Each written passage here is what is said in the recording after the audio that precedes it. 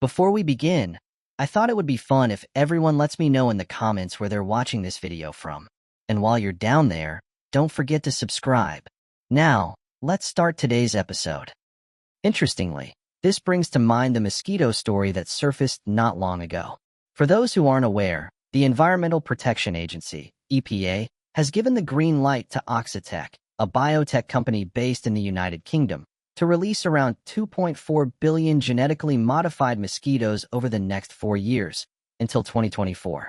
This approval will enable Oxitec to expand its ongoing trial in Florida and launch a new pilot project in California's Central Valley, which has seen a rise in mosquito populations. According to an anonymous source, the modified mosquitoes are all male, so they don't bite humans. However, they caution that the use of genetically modified organisms has sparked significant debate and research in recent years. One of the most prominent uses of these modified mosquitoes is to help fight diseases like malaria and dengue fever. But it raises questions about the potential side effects and unintended consequences for both the environment and the ecosystem's delicate balance. One key concern is the possibility of disrupting the ecological balance of the targeted area. Mosquitoes serve as food for a variety of predators, such as birds, bats, and other insects. Introducing genetically modified mosquitoes with altered traits could throw off predator-prey dynamics, leading to unforeseen impacts on local wildlife. For instance, if genetically modified mosquitoes are engineered to have reduced reproductive capabilities, it could lead to a decrease in the mosquito population. And while this might be the intended outcome, it could also affect the populations of animals that rely on mosquitoes as a primary food source. The resulting imbalances could have cascading effects throughout the ecosystem. Releasing genetically modified mosquitoes into an ecosystem can lead to the evolution of resistance among the target mosquito populations. When genetically modified mosquitoes are introduced, it is possible that a subset of the population may have genetic variations that enable them to survive and reproduce despite the genetic modifications designed to control their numbers. Over time, these resistant mosquitoes could become dominant, rendering the genetic modification less effective and potentially making the mosquito population even more challenging to control. The evolution of resistance is a common concern in pest management strategies and highlights the importance of long-term monitoring and adaptability in genetically modified mosquito programs. Genetically modified mosquito releases may affect not only the targeted mosquito species, but also non-target species within the ecosystem. For instance, if genetically modified mosquitoes are engineered to carry a lethal gene, there is a risk that the gene could transfer to non-target species through hybridization.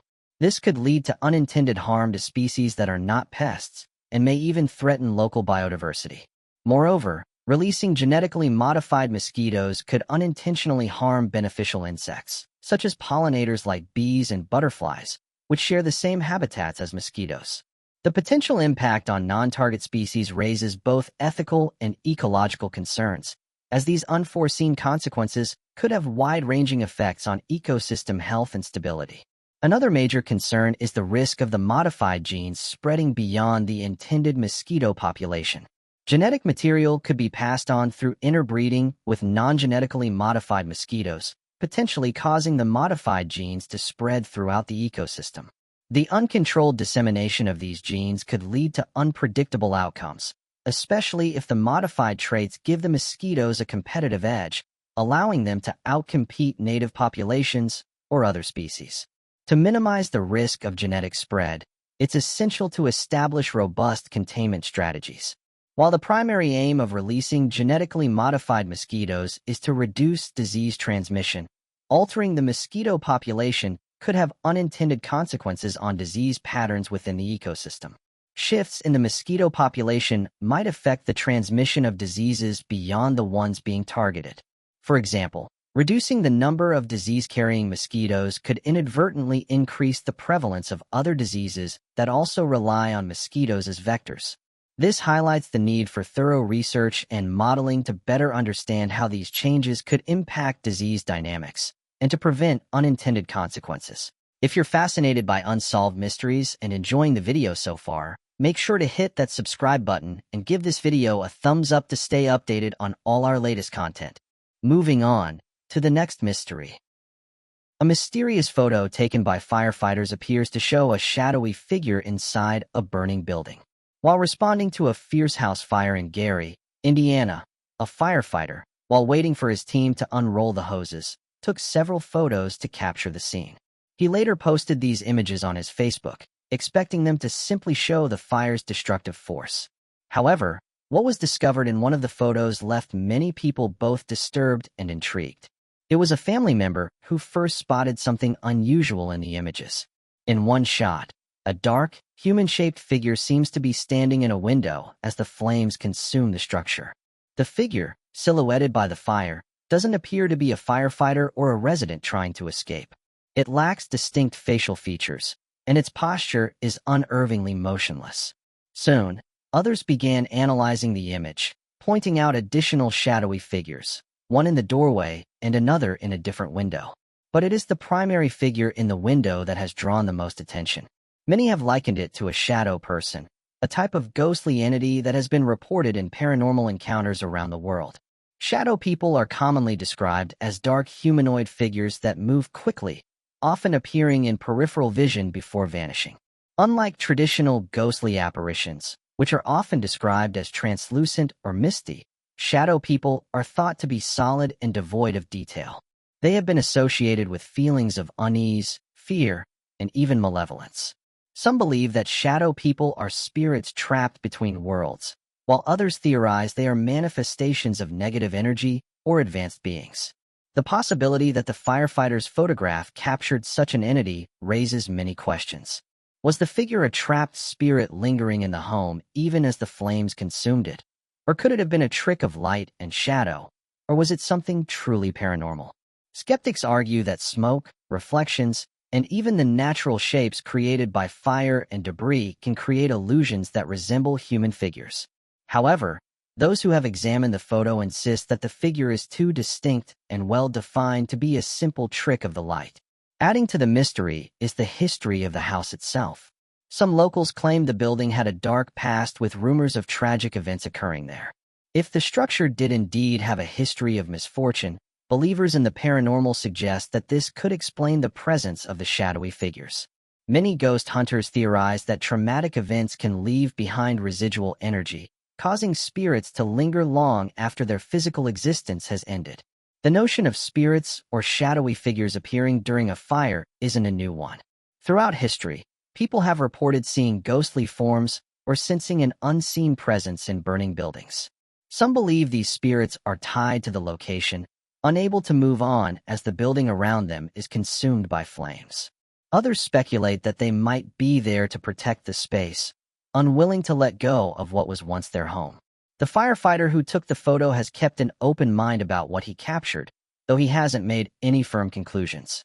The image continues to spread online, capturing the attention of both paranormal researchers and skeptics. Regardless of one's stance on the supernatural, the photo remains a puzzling enigma. It challenges viewers to question what they see, what they believe, and what might exist beyond the physical world. Whether the figure is a lost soul, an optical illusion, or something entirely different, its appearance in the charred remnants of the house is undeniably eerie. Moving on to the next mystery. The U.S. government has officially addressed the widely circulated video showing the mysterious jellyfish-like UFO.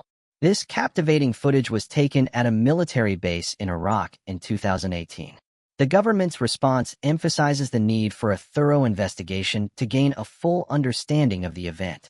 Filmmaker Jeremy Corbell, known for his work on the recent UFO Revolution docuseries, shared the video online and highlighted that the object in question has been officially classified as an unidentified aerial phenomenon, UAP, by the Pentagon. This classification followed a detailed analysis conducted by the Pentagon, rather than a simple observation. Michael Sinkiski, a former Marine who served at a military camp in Iraq, revealed that he and his fellow service members were deeply unsettled by the strange flying object, which they nicknamed the Spaghetti Monster. Sinkiski emphasized that this unusual aerial phenomenon was seen repeatedly by military personnel stationed at the base. The bizarre encounter had a lasting effect on Sinkiski and his comrades, continuing to shape their memories of their deployment. Jeremy Corbell shared the following statement. An incursion by an object of unknown origin was filmed at a United States Joint Operations Base in Iraq. The object was designated Unidentified Anomalous Phenomena and was tracked for a durational period. The object moved through a sensitive military installation and eventually traversed over a body of water, where it performed a controlled descent, submerging into the water. After an observational period of about 17 minutes, the UAP re-emerged from the body of water and shot off at an extreme rate of speed beyond the optical scope of the observation platform. The origin, intent, and capability of the anomalous aerial vehicle remains unknown. The official designation remains UAP, end quote. The U.S. Department of Defense has now responded, stating, "We do not comment on the authenticity of alleged DoD material that may have been leaked." The DoD takes public interest in unidentified anomalous phenomena seriously and is committed to openness and accountability to the American people. However, they noted that this commitment must be balanced with the need to protect sensitive information, sources, and methods. To address this, the All-Domain Anomaly Resolution Office will offer updates to the public via its website as it resolves UAP cases. This will include sharing the analytic approach and methodology used for each case, as well as imagery when it is cleared for public release, end quote. Moving on to the next mystery. Asag, the terrifying demon, has roots in ancient Sumerian mythology, where many of the demons associated with cruel punishments today can trace their origins. Sumer, the earliest known civilization in southern Mesopotamia, was built around stories of the underworld, which was home to numerous horrifying demons. Asag, infamous for his ability to make fish boil alive with nothing more than his presence, is one of the most monstrous and dangerous figures in these tales. He was said to enter battle with an army of rock demons as his offspring. Descriptions of Asag depict him as a massive, round creature with 3 legs and 3 arms. Strikingly, he lacks a neck and is covered in eyes that span his entire body, adding to his unsettling appearance. Asag's skin is described as dark and tough, almost resembling rock. In Sumerian legend, he is believed to be the embodiment of disease and plague. Asag's primary adversary is Ninurta, the Sumerian god of war, and after an epic battle that lasted for days, Ninurta ultimately defeated him. As a plague demon, Asag was thought to inhabit a person's body, capable of wrapping around them like clothing. He was specifically associated with causing head fevers and eventually leading to the loss of muscle function in his victims. There is a belief that Asag's character was born from the ancient Sumerians' fears and perhaps even racial prejudice.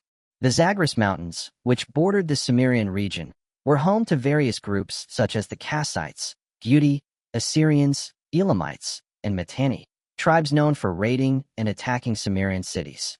These groups were often viewed as less than human by the Sumerians, and Asag, with his dark and destructive nature, may have been a symbolic representation of these fears. Whether Asag was merely a mythic figure or something rooted in deeper, more sinister anxieties of the ancient Sumerians is a question that still lingers today. Moving on to the next mystery. The Mesopotamian flood has been a subject of speculation for centuries, often linked to the biblical story of Noah's Arkansas. During excavations in 1928 to 1929 at the ancient sites of Ur and Kish, archaeologists uncovered flood deposits that they believed were associated with the Great Flood described in ancient Hebrew scriptures. Sir Charles Leonard Woolley, a renowned British archaeologist, arrived to investigate the findings further, and it didn't take him long to form his conclusion. Woolley, convinced that the evidence pointed to the reality of the flood, documented his thoughts in his 1954 book. In one excerpt, he writes, "By the time I had written up my notes, I was quite convinced of what it all meant, but I wanted to see whether others would come to the same conclusion. So I brought up 2 of my staff, and after pointing out the facts, asked for their explanation. They did not know what to say. My wife came along and looked and was asked the same question, and she turned away, remarking casually, 'Well, of course, it's the flood.'" The first test pit used by Woolley was tiny. So the following archaeological season, he dug up several more test pits, one of which being ridiculously large, 75 by 60 feet and 65 feet deep. In this pit, he found a deposit of clean, water laid soil up to 11 feet thick. Notably, this evidence of the flood was lacking in several other pits in the area, but Woolley wholeheartedly believed that he had found proof of the biblical flood. After only a few years, another discovery was made at a third Mesopotamian site, Shuruppak, where they found a flood stratum. According to myth, Zeusidra, the Sumerian Noah, lived in Shuruppak. This flood residue separated the skeletal remains from the late Proto-Literate and early dynastic period, dating around February, though no other Mesopotamian sites have any such evidence. Despite an attempt made by the creationists to decide an exact timeline for biblical events, the Bible lacks any specific dates for the flood that occurred in Genesis or any other mention happening. Stories of the Mesopotamian flood are useful since one is able to draw similarities and contrast differences between the flood of Noah's Ark in Hebrew scriptures and the myth of the Mesopotamian floods and debate whether they were one and the same. Many scholars through the ages have believed wholeheartedly that the similarities between the two provide irrefutable proof of the biblical flood's existence. As such, the widely accepted view is that the original accounts that appear in Genesis arose in Mesopotamia, and this is further proven by the fact that Mesopotamian accounts of such great terrible flood outdate the accounts made in the Bible. Furthermore, the Sumerian king list references a great flood. The king list is a very complicated document which has multiple editions. It's thought that it was created at some point in 2100 BCE. The king list is a report of every monarch and all the dynasties of ancient Mesopotamia from the origin of kingship, which descended from heaven up until the time it was made. However, the list is flawed. The length of each king's reign is impossibly long, and several early dynasties have glaring discrepancies.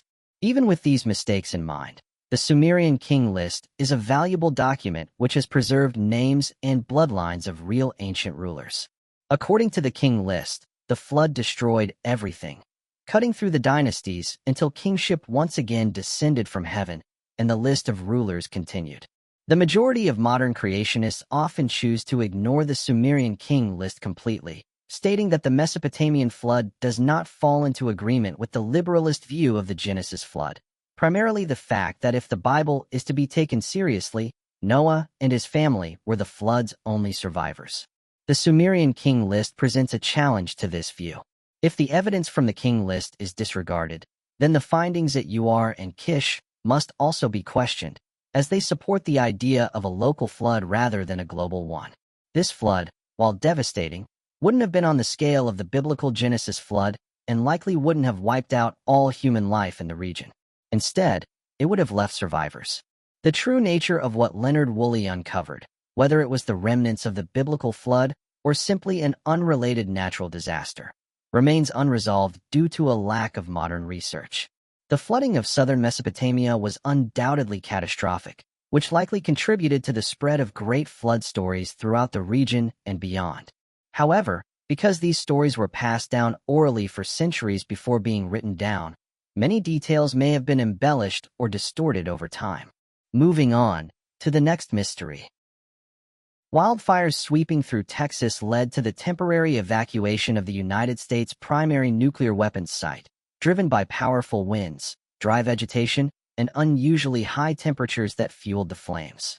This catastrophic event underscored the gravity of the situation and the crucial measures taken to protect the area.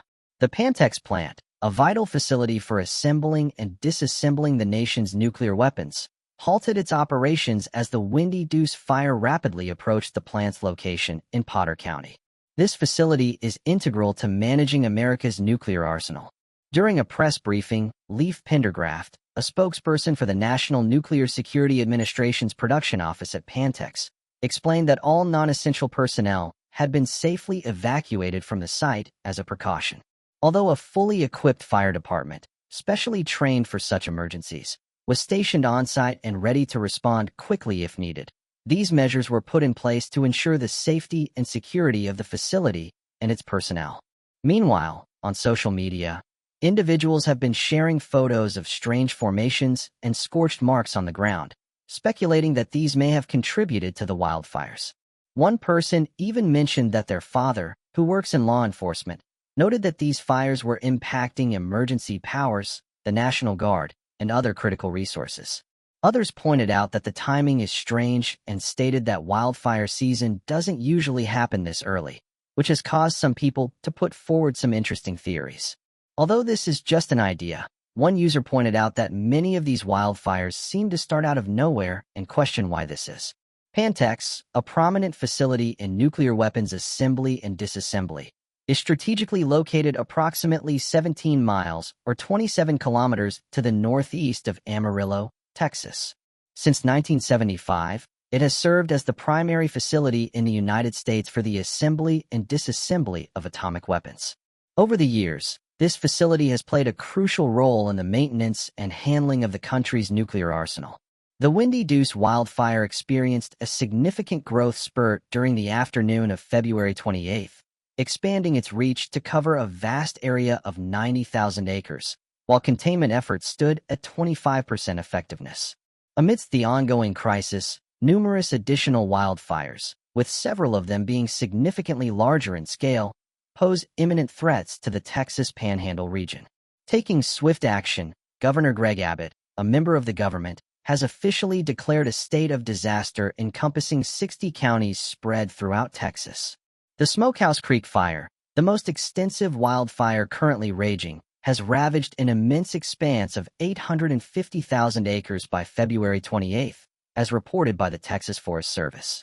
Surpassing the state of Rhode Island in size, this wildfire has grown exponentially, doubling in size just within a day. To put this into perspective, it is now nearly 20 times larger than the area of Washington, D.C.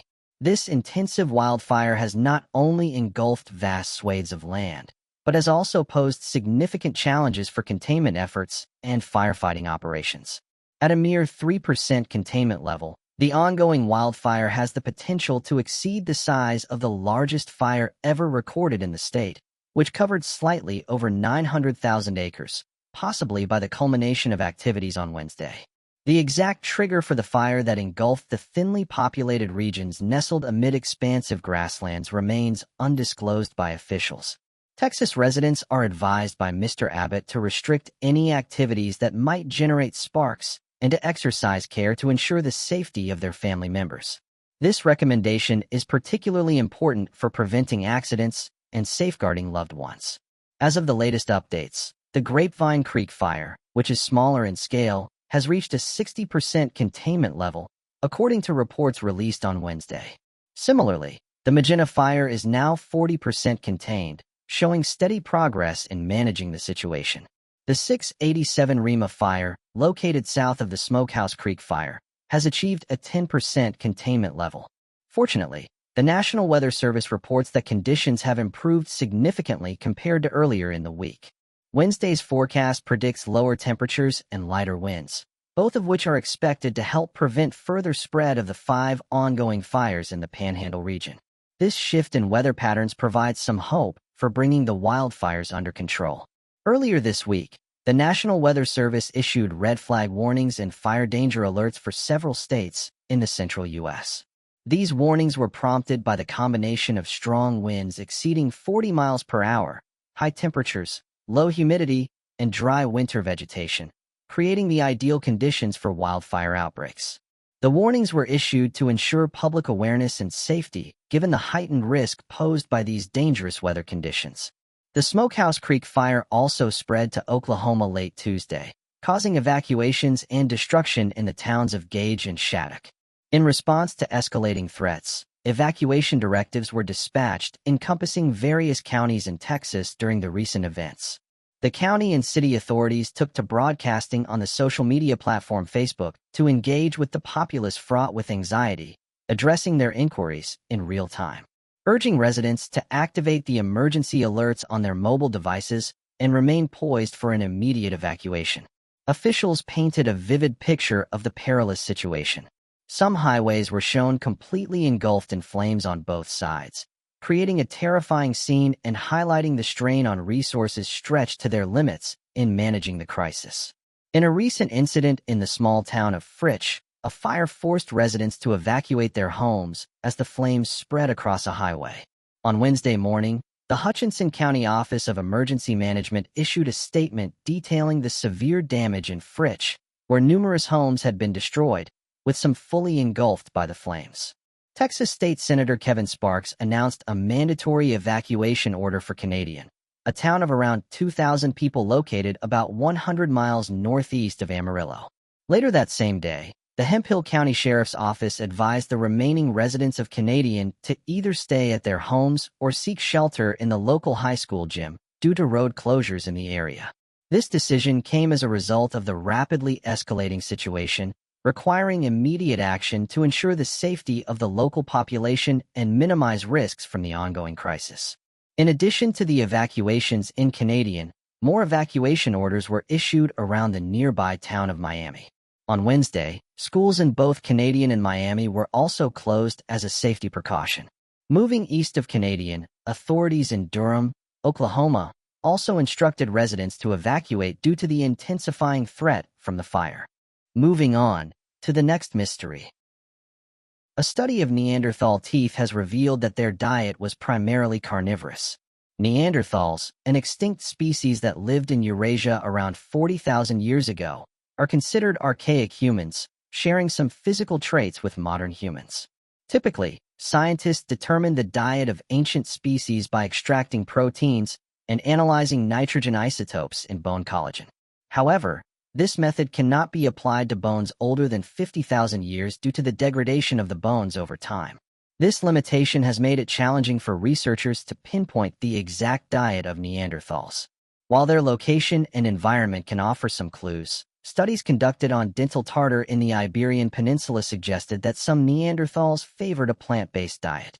Conversely, other studies indicated that in different regions, such as the Garbassa site in Spain, Neanderthals were strictly carnivorous. A researcher named Clevio Joaoen helped pioneer the use of zinc isotope ratios in tooth enamel to determine the diet of ancient species.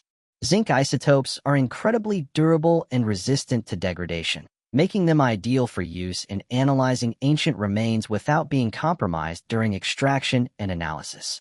Joaoen employed this technique to gain more insight into the diet of Neanderthals. In simple terms, if the zinc isotope ratios in the bones were higher, it suggested a plant-based diet, while lower ratios pointed to a carnivorous diet. This method has provided valuable information about the Neanderthal diet, but it remains a topic of debate among researchers. Many skeptics question whether analyzing zinc isotopes alone is enough to accurately determine the diets of ancient humans and animals. Despite this, the technique represents a promising advancement in understanding the dietary habits of Neanderthals. Moving on to the next mystery. You're right to think of the Borg from Star Trek when hearing about this discovery. Scientists recently found a unique type of DNA that functions similarly to the Borg, in that it assimilates genes from other microorganisms in its environment. Researchers were studying samples from muddy sites in the western United States when they encountered this new DNA, which has the ability to absorb and incorporate genetic material from surrounding organisms. To pay homage to the Star Trek Borg, they named this unusual DNA Borgs, reflecting its capacity to adapt and integrate foreign genetic traits, much like the aliens' assimilation of knowledge and technology.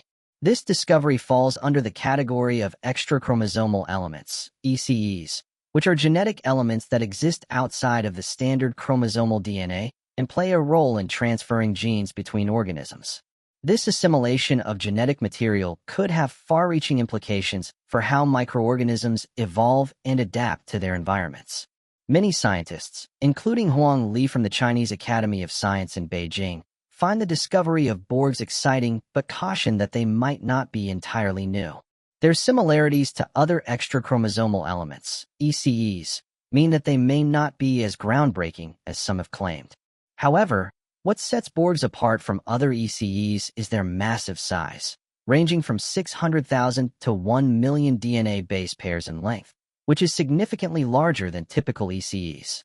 Researchers are still working to fully understand these unique DNA structures, but there is hope that they could play a role in combating climate change by helping to eliminate methane from the atmosphere. This idea is based on their similarity to a microorganism called methanopyridines, which performs the same task. If Borgs can indeed assist in removing methane, they could become an invaluable tool in addressing global warming. Though it will take time for microbiologists to thoroughly study these DNA strands, there's optimism that they may eventually offer a powerful solution for climate change. Moving on to the next mystery. After a pleasant evening spent playing dominoes, Mary McLaughlin's daughter Lass saw her heading down the street toward her apartment. Everything seemed normal, and she never imagined that she wouldn't see her mother again anytime soon. However, that was exactly what happened. Mary McLaughlin's murder remained a mystery for 35 years until authorities were finally able to identify her as the victim. Even then, a new question arose. How could the perpetrator be the one they were searching for, given that he had been incarcerated at the time of the crime? On September 26, 1984, in Glasgow, Scotland, Mary McLaughlin, who was just 8 years old at the time, had been enjoying the evening at a local pub. She and one of her daughters were playing dominoes. Mary came from a large, loving family and was cherished by everyone. Mary was the grandmother of 26 grandchildren and the mother of 11 children. After their evening activities, Catherine, Mary's daughter, walked to the bus station and headed home. Mary made a brief stop at the corner store on her way back to her apartment, picking up a pack of cigarettes before continuing on her way. We know that she arrived home that night, but she wasn't alone when she did. 6 days later, when Martin, Mary's son, came by for his usual visit, he found the door locked. After knocking several times and receiving no response, Martin grew increasingly concerned. He tried to get an extra key from the homeowner, but when that didn't work, he decided breaking the door down was his only choice. When the door finally gave way, he was met with a foul stench. Although Mary was still in bed, it was obvious that she had died several days before. Her dentures were on the ground next to her, and she had her dressing gown on backwards. The reason was obvious. She had a double-knotted rope from her dressing gown wrapped tightly around her neck. Subsequent investigation revealed that Mary was murdered the night she came home from the tavern. Martin will never forget that moment when he saw his mother. Martin remarked, "It scared the living daylights out of me and has tormented me ever since." According to a forensic analysis, the offender had left DNA behind. But at the time, technology was not developed enough to examine a sample that small. Fortunately, until the appropriate moment, which was a long time away, the samples were preserved. In addition to the verified sighting of Mary during her cigarette purchase, another witness came forward to report what they saw to the authorities. Mary was observed barefoot and clutching her shoes as she strolled past the store. She had been wearing heels for the day, so it was probably going to help her feet hurt. The police prayed that someone would come forward with information that would lead to the case's resolution. They received hundreds of statements and pursued every clue they could find, but they were unsuccessful. She was being followed by a male, according to the man who last saw her tending to her shoes. He acknowledged that he was constantly behind Mary when she left when questioned about it throughout the trial. The police thought that a predator was out there in Glasgow and may attack again at any time. At the time, all they could do was make sure the evidence gathered that day was securely maintained until the moment when it would help solve this case. Not until 2008, a full 24 years later, were those DNA samples sent to additional testing. Regretfully, the forensic experts were still unable to obtain a sufficient profile of the offender. The evidence was hidden once more. Then, in 2014, the Scottish Crime Campus welcomed the opening of a brand new DNA profiling facility. This meant that the scientists using this new method could detect 24 markers from a DNA sample, as opposed to the prior 11 markers that could be identified from a sample. But in reality, what did this mean? Samples that were previously too little to undergo any meaningful, conclusive testing might now be profiled much more accurately. In the hopes that this second round of testing will identify the culprit, the Mary McLaughlin case's evidence was sent to the lab in 2019. They concentrated especially on the dressing gown cord, which was the weapon used to end her life. They swabbed that untouched surface, untangling the rope and carefully loosening one of the knots that remained. That section of the fabric had not been touched in 35 years. The scientists had the best opportunity of gaining a significant profile because of this. Step 1 was accomplished. By assembling a robust DNA profile, the team was able to compare it to the Scottish database. As soon as they did, the match quickly returned. They were aware of the person who killed Mary McLaughlin that evening. Graham McGill, 59, was a man well known to the authorities. Investigators could begin their investigation into McGill now that they had a name. Soon afterward, they discovered an intriguing fact. McGill was incarcerated when the event occurred. However, how is that possible?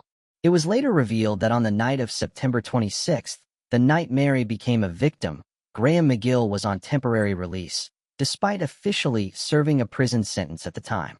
Temporary releases are granted for various reasons, including allowing inmates to take care of essential matters like housing or employment interviews before their eventual release. Family matters also play a role. On that evening, McGill, who was out on unsupervised parole, crossed paths with Mary as she was walking home. During the 1984 investigation, McGill had never been considered a suspect or even a person of interest. He had never even been questioned. However, after DNA results were confirmed, investigators spent several months reviewing the casework.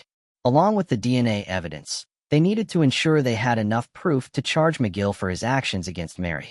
On December 4, 2019, Graham McGill was arrested and charged in connection with Mary McLaughlin's murder.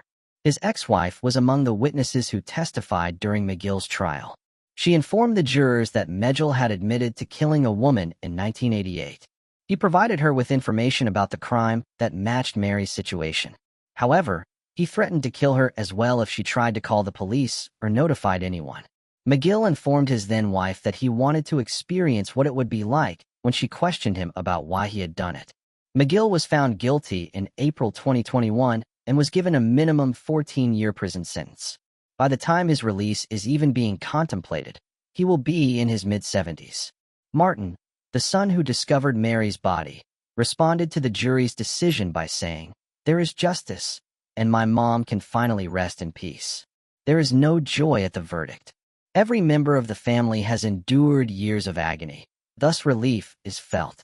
He is an abhorrent person, and it is somewhat consoling to consider that the only place he will ever see is the inside of a prison. He also disclosed how and when he learned of McGill's detention. On December 4, 2019, 2 police officers came to my door and informed me that an arrest had been made, with the person set to appear in court the following day. That was all they said. After 35 years, hearing that news was overwhelming. Though I never thought it would happen, I always hoped it would. I couldn't help but start crying. I was in complete shock. It took over 30 years for Mary McLaughlin to get justice. Now that the monster who took her life is behind bars, where he belongs, her family can finally find a bit of peace and rest easier at night. Moving on to the next mystery. On January 4, 1996, a tragic event occurred in Santa Ana, California, when 22-year-old Christopher Hervey lost his life while trying to defend himself during an attempted robbery. His girlfriend, Jade Benning, was the only witness to the assault and quickly alerted the police. 2 decades later, an anonymous tip sparked new interest in the case, leading to the identification of an unexpected suspect. Santa Ana, the second-largest city in Orange County and its county seat, is known for its pleasant climate. The city is a popular destination for travelers due to its abundance of outdoor activities, museums, and the Santa Ana Zoo. It's also the birthplace of renowned actresses Michelle Pfeiffer and Diane Keaton. But in 1996, Santa Ana became the backdrop for a true crime mystery that could rival a Hollywood thriller. In the early hours of January 4, 1996, the Santa Ana Police Department responded to a distressing 911 call. When they arrived at the North Broadway Street apartment complex, they were confronted with a chilling scene. A young guy named Christopher Hervey was lying in a pool of blood on the living room floor, gasping for air. A young woman who was identified as Christopher's live-in girlfriend, Jade Benning, was standing close by in a state of shock and was clearly harmed. Sadly, Christopher did not live, and his body was brought to the nearby mortuary for additional testing. After her first shock subsided, the authorities questioned Jade, the only witness to the incident. She recalled that while the flat was still undergoing renovations, she and Christopher had been sleeping in the living room. When she awoke at 3 in the morning, she saw Christopher fighting with an unidentified attacker. Her right hand was cut by the attacker when she tried to step in and help. Investigators noticed the damage to her right hand. Christopher had already fallen to the ground at that point, and the intruder had made off out the back door. She then made a 911 call to report the situation and ask for help. Police questioned Jade further, but after her general claims were confirmed, she was released without being charged and was no longer considered a suspect. The investigators launched an instant probe into the case. Upon conducting interviews with several neighbors, they were able to gather proof in favor of Jade's story. 15 minutes before the cops arrived, the neighbors claimed to have heard a furious dispute coming from the flat. Furthermore, a neighbor reported seeing a man run away from the area. There were many challenges the investigators faced right from the start of the inquiry. All of the fingerprints that were discovered at the crime site were identified, and no criminal database contained any matches. Moreover, no evidence of a murder weapon was found. Speaking with those who knew Christopher and Jade, did not yield any noteworthy leads. Jade, along with her family and friends, were left in a state of uncertainty as the murder case of Christopher Hervey appeared to have come to a deadlock. Time passed with no fresh leads emerging, and the investigation seemed to have reached a standstill. The authorities came to the conclusion that a botched robbery attempt was the reason for Christopher's death. After the terrible incident, Jade went back to her family and carried on with her life. She had resided in several Californian cities throughout the years, including Arleta, Huntington Beach, Santa Ana, and Anaheim. She eventually traveled to Las Vegas, Nevada in 2001, and then she settled in Austin, Texas. Jade avoided the spotlight by maintaining a low profile, and not much was known about her life following Christopher's passing. Although it's unclear if she was actually married, there are rumors that she had 3 kids. Jade also had her own vintage clothing business. It appeared as though the investigation had been closed, leaving Jade and Christopher's loved ones in a never-ending state of uncertainty. A ray of hope did, however, surface in January 2020 when the Santa Ana police received an anonymous letter that contained information that had not been made public before. This unexpected tip identified a possible suspect and provided fresh insight into the investigation. The Santa Ana Police Department's cold case detective Michael Gibbons took over the investigation, going over the evidence once more in the hopes of discovering the truth. The witness statement contained a detailed account of the crime that Gibbons and his team carefully investigated. They also carefully examined the neighborly testimonies and the DNA evidence found at the location of the crime. The investigation specifics remain under wraps. The neighbor described the assailant as having a male gait, though it was too dark to distinguish any specific features. Despite a thorough search of the apartment, little evidence was found. Although the apartment was disorganized, no murder weapon was discovered either inside or near the building. Crime scene technicians were meticulous in collecting potential DNA and fingerprint evidence, as well as any objects linked to the case from Christopher and Jade's apartment. In the days following Christopher's death, an autopsy revealed that he had suffered multiple stab wounds to his upper chest. The fatal hemorrhage occurred when major arteries were severed. DNA samples were taken from his body, including swabs and fingernail clippings. Once all formal procedures were completed, Christopher's body was returned to his family and laid to rest in a private ceremony at Forest Lawn Memorial Park in mid-January 1996. Following the funeral, his family chose to remain out of the public eye, declining to speak to the media and maintaining their privacy. But Santa Ana Police Department investigators noted that it required a careful examination of the forensic evidence. There was also a circumstantial aspect that was investigated, albeit there is still not much information available on this. A search warrant was issued for a person of interest connected to the investigation on June 11, 2020. Investigators did not immediately reveal the person's identity, but they did say that their search took them to Austin, Texas. Numerous intriguing objects were seized and taken into consideration as possible proof. Investigators from the Santa Ana Police Department, the Austin Police Department, and the U.S. Marshals Lone Star Fugitive Task Team then surveilled the suspect for the following 2 years. They collected enough evidence during this time to obtain an arrest warrant for the suspect based on a criminal complaint. When detectives eventually zeroed in on the suspect, it took a surprise for all those connected to the case that the suspect had been apprehended. It turned out that Jade Benning was the suspect. U.S. Marshals detained 48-year-old Jade Benning during a traffic check close to her Austin, Texas, home at 2:20 p.m. on Tuesday, May 3, 2022. That afternoon, Jade had been on her way back home from picking up her youngest boy from school. The arresting officers took her into a parking garage as she was handcuffed. Detectives have surmised that a confrontation between Jade and Christopher might have become violent, despite the fact that Jade gave no information to them. Before calling 911, Jade is thought to have stabbed Christopher and disposed of the murder weapon. Then she made up a tale about an unidentified person breaking into their flat with the intention of robbing them. This view is further supported by the neighbors' comments, which show that there was a heated dispute prior to the police showing up at the crime site. Jade was placed under arrest, and her bond was set at $1 million. She was being held at the Travis County Jail. She was extradited to California in May 2022 to appear in court. Jade's arraignment was set until June 8, 2022, after her initial court appearance on Monday, May 23, 2022. She entered a not guilty plea to the murder accusation during the hearing. Jade is currently being held at the Orange County Jail with a $1 million bond. There is limited information available at this time since the investigation is still ongoing. No updates have been provided regarding the evidence discovered, and the date for Jade Benning's trial has yet to be announced. Meanwhile, Jade's mother has taken custody of her children and is caring for them at their home in Austin, Texas. Christopher Hervey's family has not issued a statement concerning Jade Benning's arrest. Moving on to the next mystery. David Glenn Lewis was born in 1953 in Borrego, Texas, and was the youngest of two children. After graduating from high school in 1972, he attended Texas Tech University, where he thrived academically.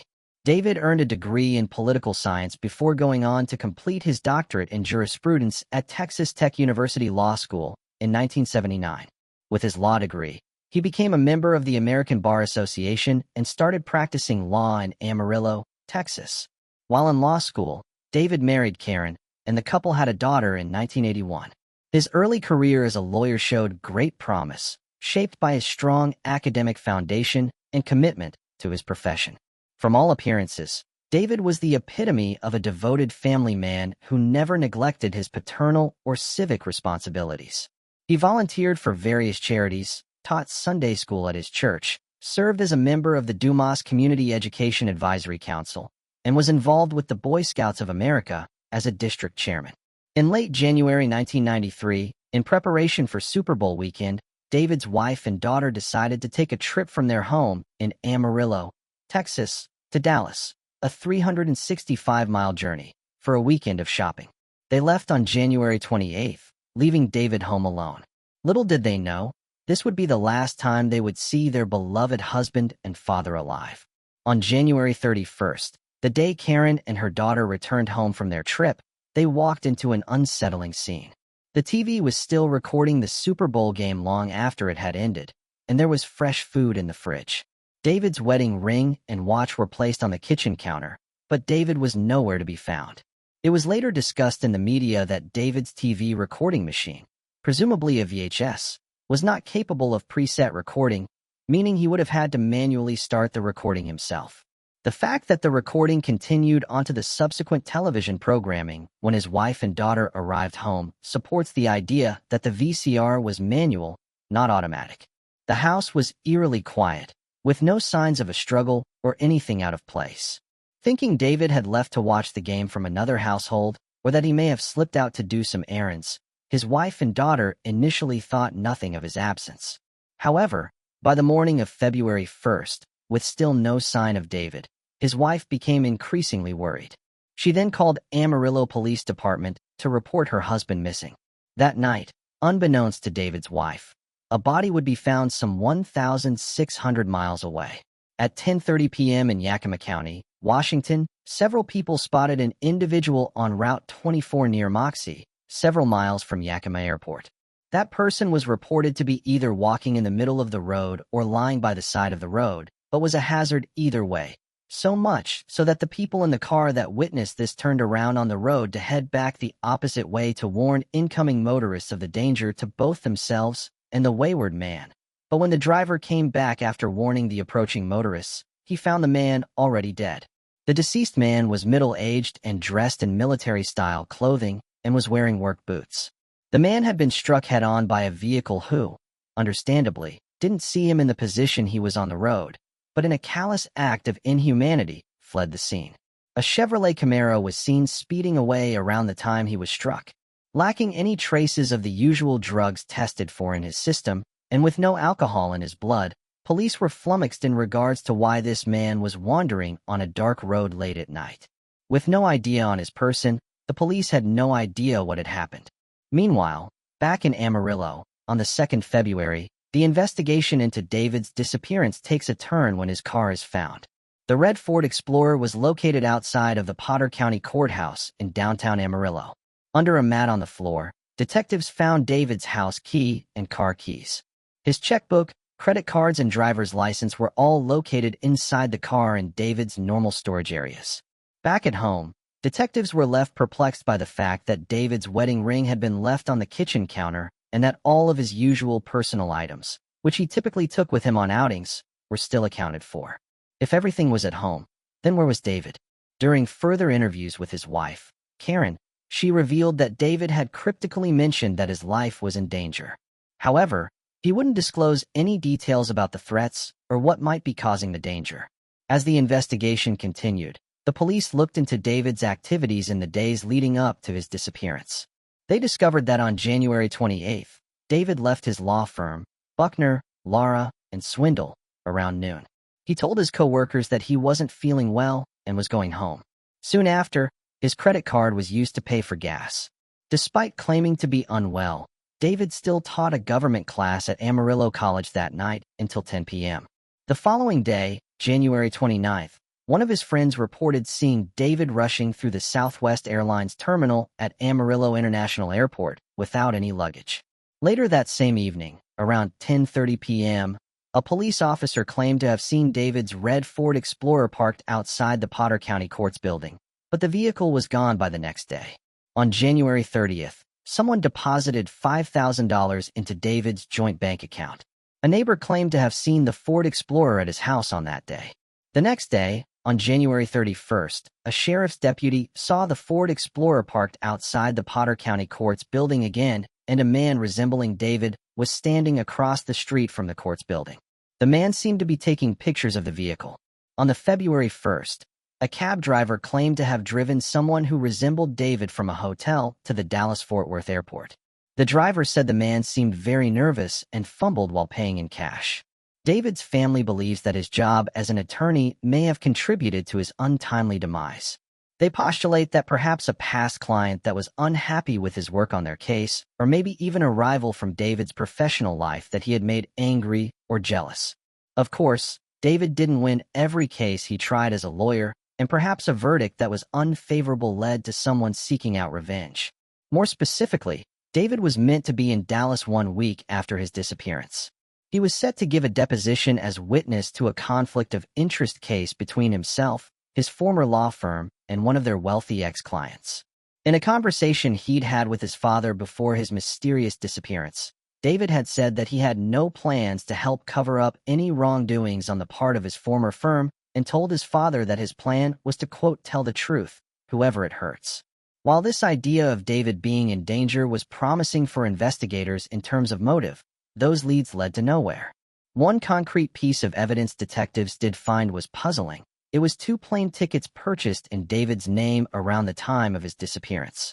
The initial ticket they found was purchased on January 31st and had David scheduled to fly from Dallas to Amarillo. Detectives couldn't discern if this ticket was related to the same journey that David's wife and daughter had made on the exact same day as they too went from Dallas to Amarillo.